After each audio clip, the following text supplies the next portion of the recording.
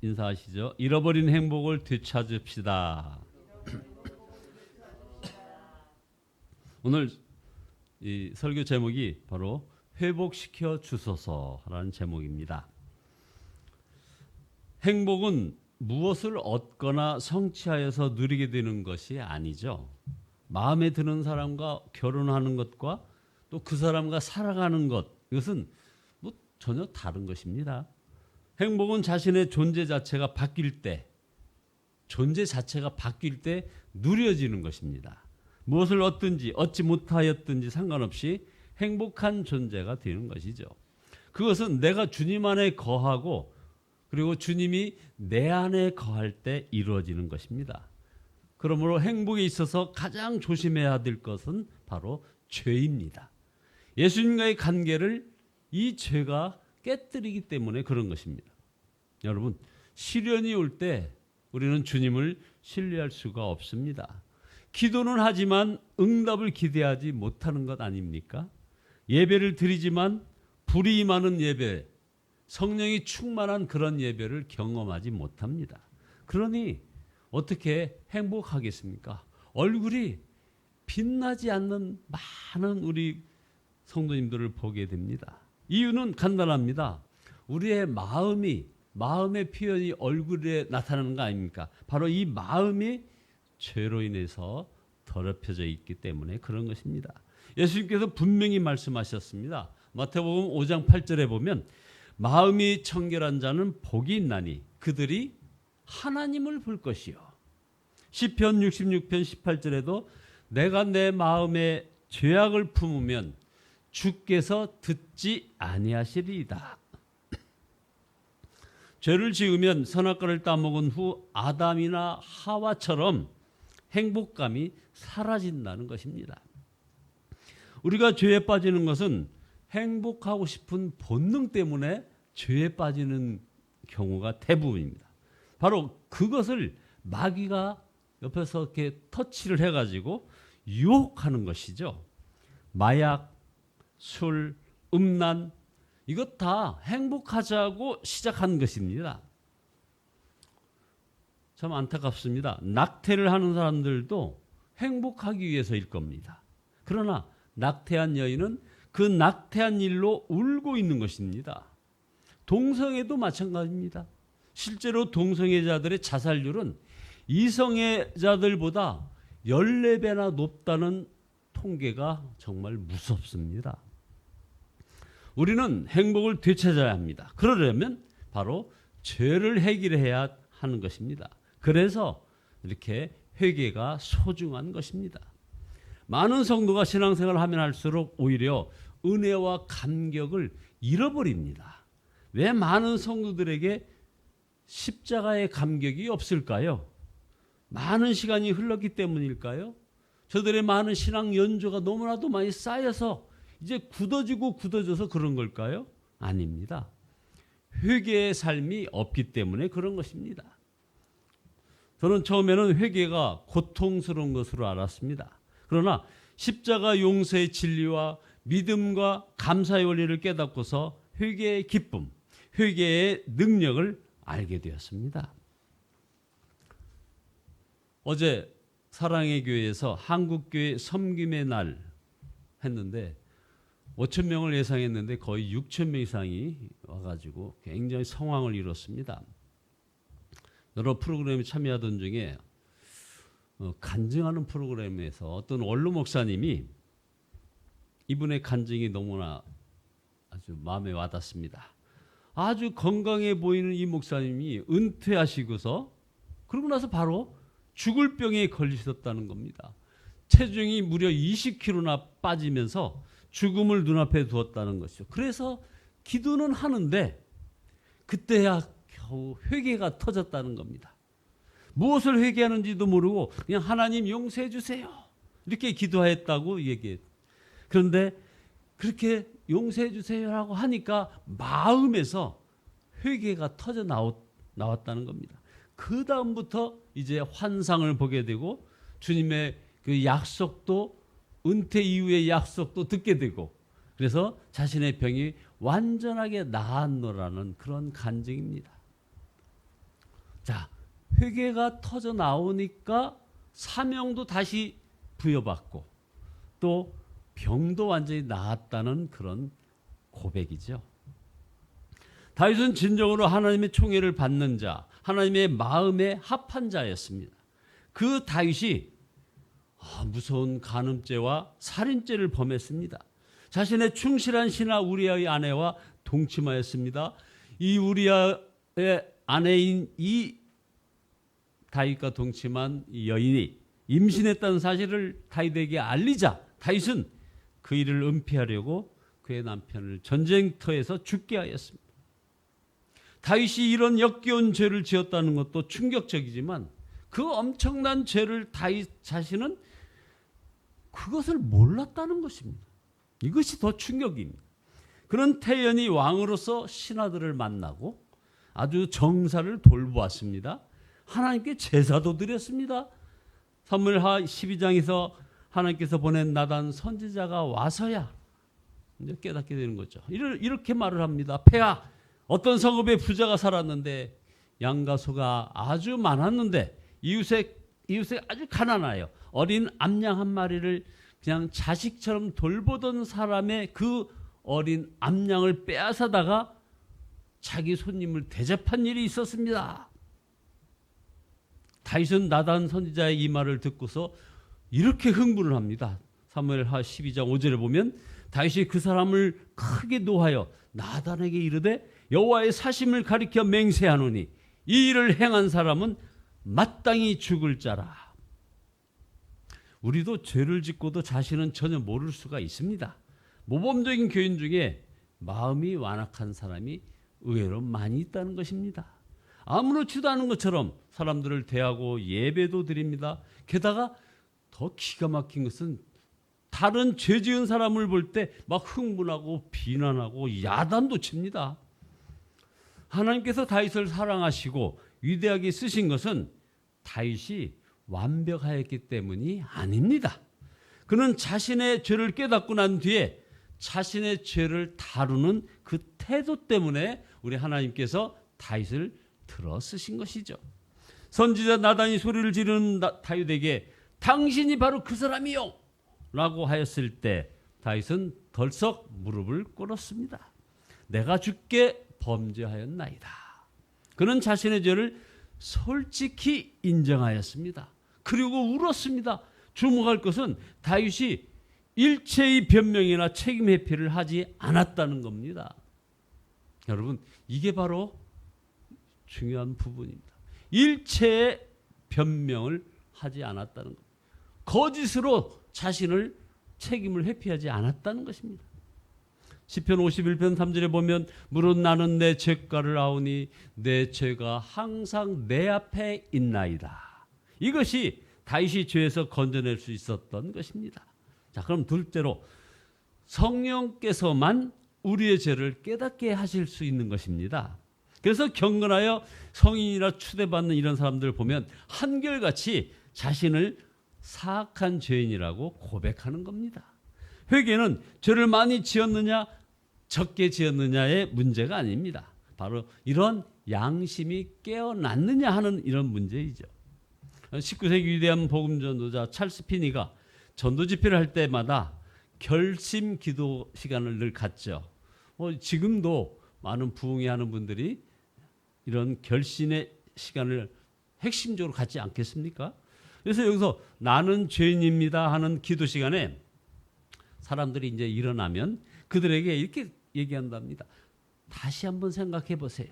다시 한번 진지하게 생각해 보라고. 그래서 더 시간을 가지고 생각해 본 다음에 내가 죄인이라고 고백을 하고 일어서느냐 하는 것을 계속 얘기하는 그런 프로그램을 갖습니다. 주변 사람들이 이거 좀 심한 것 아니냐라고 얘기하는데도 아주 찰스 피니는 확고하게 이런 태도를 유지했기 때문에 바로 그리스도를 위하여 헌신하게 된 회심자들이 더 많아졌다는 그런 내용입니다. 에베소 교회에 주님이 주신 첫 당부는 바로 이렇게 생각하라는 것이었습니다. 계시록 2장 5절에도 그러므로 어디서 떨어졌는지를 생각하고 회개하여 처음 행위를 가지라. 만일 그리하지 아니하고 회개하지 아니하면 내가 내게 가서 내 촛대를 그 자리에서 옮기리라. 자, 그러므로 우리도 언제부터 우리들의 이 행복이 잃어버렸는지 이거 좀 돌아봐야 합니다. 성령님께서 죄를 깨닫게 하실 때 그래서 우리는 고백해야 하는 것입니다. 변명하지 않고 거짓으로 자신을 포장하지 말아야 한다 이 말이죠. 죄를 고백하는 것은 자아에겐 가장 두려운 일이고 사실은 싫은 일입니다. 그래서 많은 사람들이 성령의 근심을 깨닫고도 성령께서 여러 가지로 이렇게 신호를 보내는데도 고백하지 않습니다. 죄를 느끼는 것은 회개하라는 성령님의 신호가 분명합니다.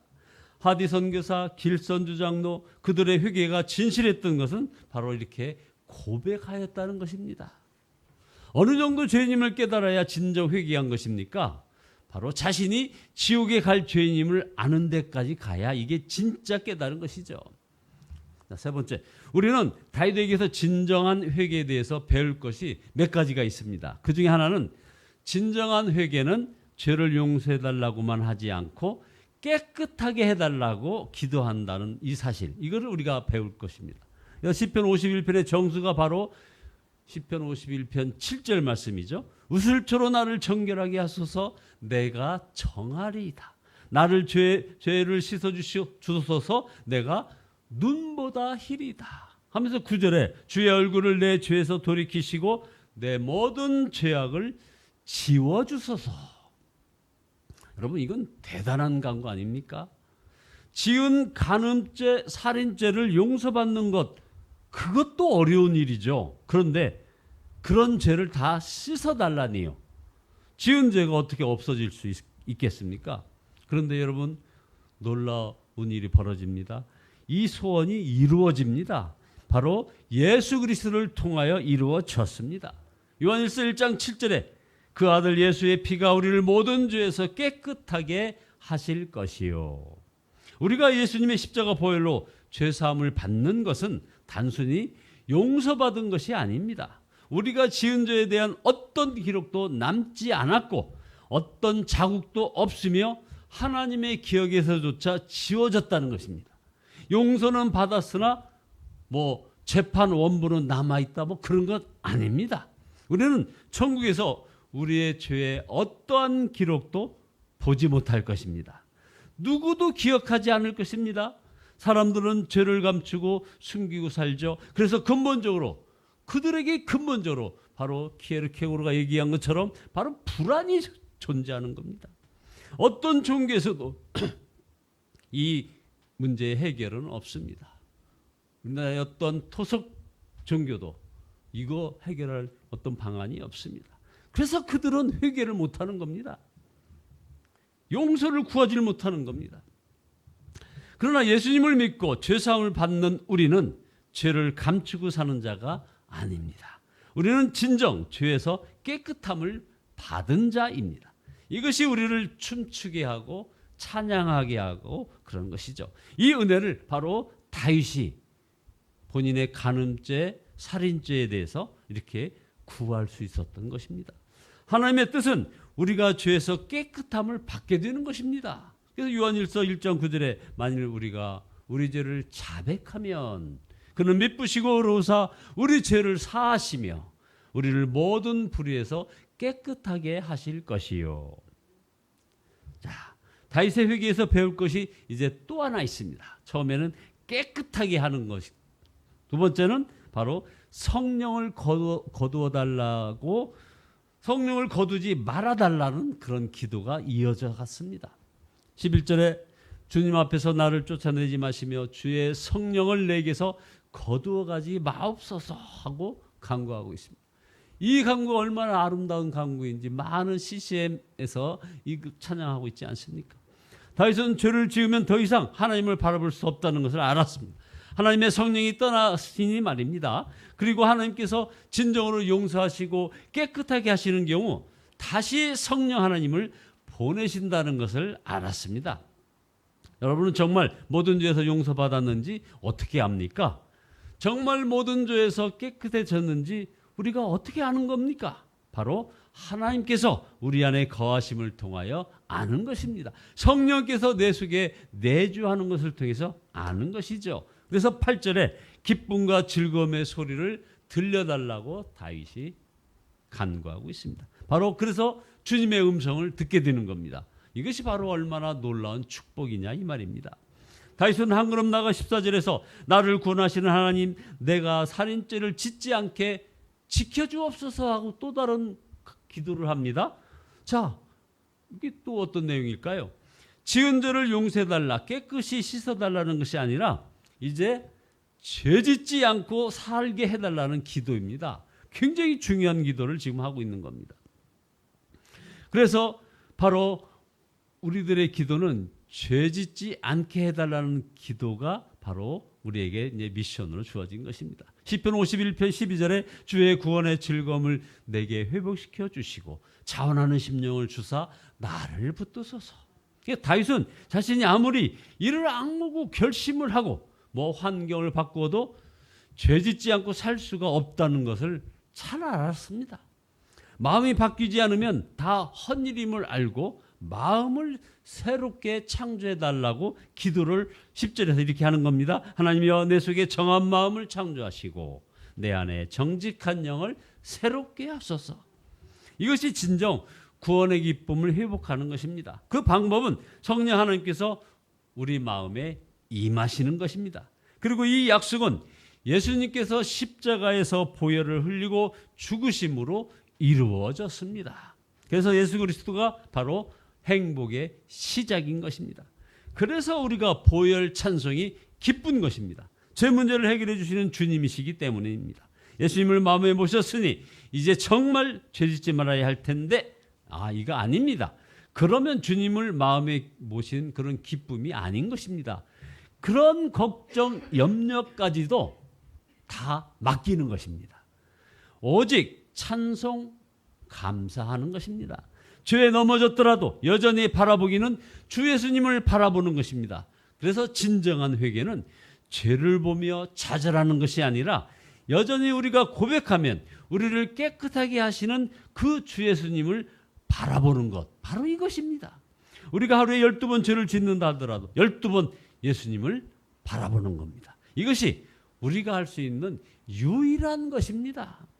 우리가 이렇게 예수님을 계속 바라보면 예수님이 함께 하심이 믿어지게 되고 결국 죄를 지을 수 없게 되는 것입니다. 죄를 이기는 삶은 전적으로 하나님과의 이런 친밀한 관계에 달려있는 것입니다.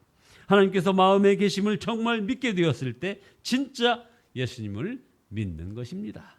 인생이 새로워집니다. 놀라운 삶이 시작되는 겁니다. 행복이 출발되는 겁니다. 하나님을 정말 믿고 모든 근심, 두려움, 몸부림 다 주님께 맡기고 주님만 바라보고 살기로 결단하는 여러분들 모두 되시기를 예수 그리스도의 이름으로 축원드립니다. 기도하시겠습니다. 전능하신 하나님을 찬양합니다. 주여 회개합니다. 저희들 속에 정직한 마음을 허락하여 주시고 그래서 정한 마음을 창조하시고 저희 안에 아버지 하나님의 회개의 문을 열어주시는 주님을 고대하며 나아갑니다. 아버지 하나님 우리의 모든 죄를 깨끗이 씻어주시고 아버지여 정결한 마음으로 주님과 동행하게 인도하여 주시옵소서. 주님을 바라보며 죄의 종로로 사는 자가 되지 않게 아버지 하나님 도와주시고 인도하여 주시옵소서. 하나님을 정말 믿고 이제 우리의 모든 근심, 두려움, 몸부림 다 주님께 맡기고 온전히 주님만을 바라보며 살아가기를 소원합니다. 주여 함께하여 주시옵소서. 예수 그리스도의 이름으로 기도드리옵나이다. 아멘. 265장입니다.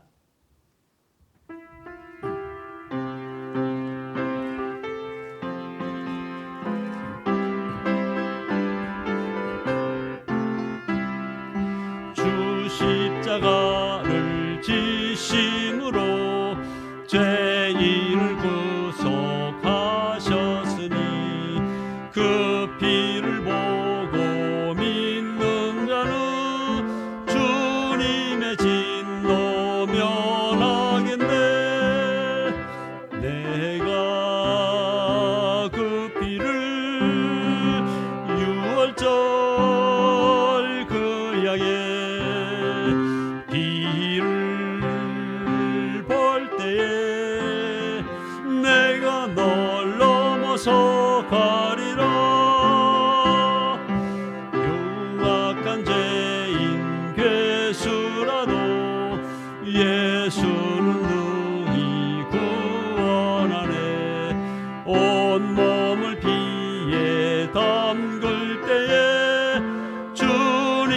진노면하겠네. 내가 그 피를 유월절 그 양의 비를 볼 때에 내가 널 넘어서 가리라. 심판할 때에 모든 백성 행한 일대로 보응받네. 주님의 피로 죄 씻으며 주님의 진노 면하겠네.